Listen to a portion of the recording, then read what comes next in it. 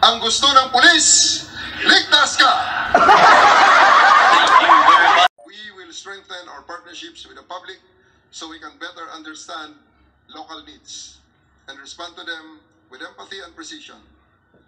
Today marks more than a beginning. It is a defining moment. Thus, let us seize it with unwavering courage, grounded in humility and a relentless commitment to serve the Filipino people with honor, excellence, and integrity. Maraming salamat po.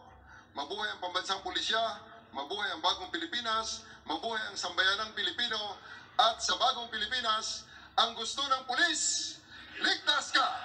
Maraming salamat po. Thank you very much.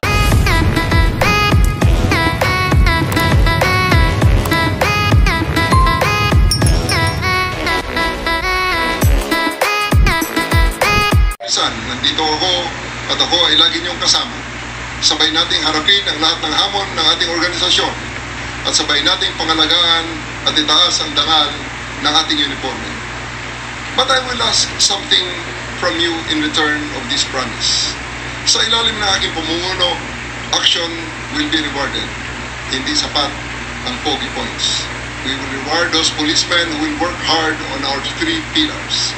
Respond to public swiftly, unite and uplift the morale of your fellow public servants, and hold yourself and others within the ranks accountable. Real talk lamang. No need for endorsements under my leadership.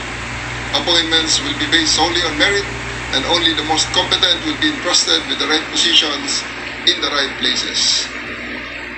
Deliver excellence. We will strengthen our partnerships with the public so we can better understand local needs and respond to them with empathy and precision. Today marks more than a beginning. It is a defining moment.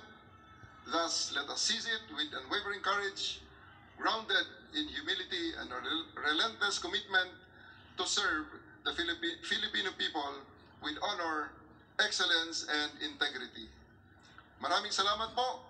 Mabuhay ang pambansang pulisya, mabuhay ang bagong Pilipinas, mabuhay ang sambayanang Pilipino, at sa bagong Pilipinas, ang gusto ng pulis, ligtas ka! Maraming salamat po. Thank you very much.